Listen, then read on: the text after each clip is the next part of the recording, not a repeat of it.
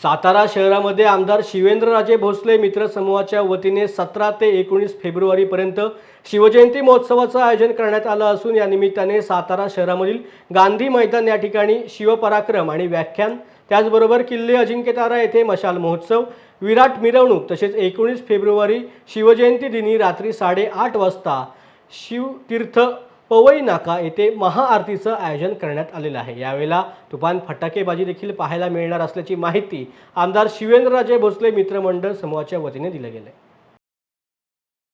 आहे। त्यानिमित्त शिवजयंती उत्सव समिती या आमदार शिवेंद्रराजे भोसलेंच्या अध्यक्षतेखाली समिती सगळी काम करत असते। गेली आम्ही 2 वर्षापासून शिवजयंती एक चांगल्या रीतीने एक राजधानीला शोभेल आणि साजेल अशी शिवजयंती साजरी करत आहे।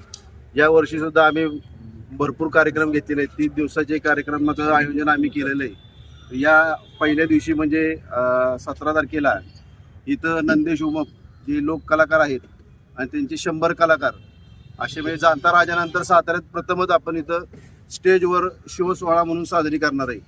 यात शिवजन्मापासून ते जे काय काय प्रसंग महाराजांच्या यात घडलेत या प्रसंगाचं नाटकरूपी इथं सादरीकरण केलं जाणार आहे। तसेच दुसऱ्या दिवशी म्हणजे 18 तारखेला आपण किल्ले अजिंक्यतारा येथे मशाल महोत्सव साजरी करणार आहे। यामध्ये आपण लाड म्हणून कोल्हापूरचे आहेत त्यांचं व्याख्यान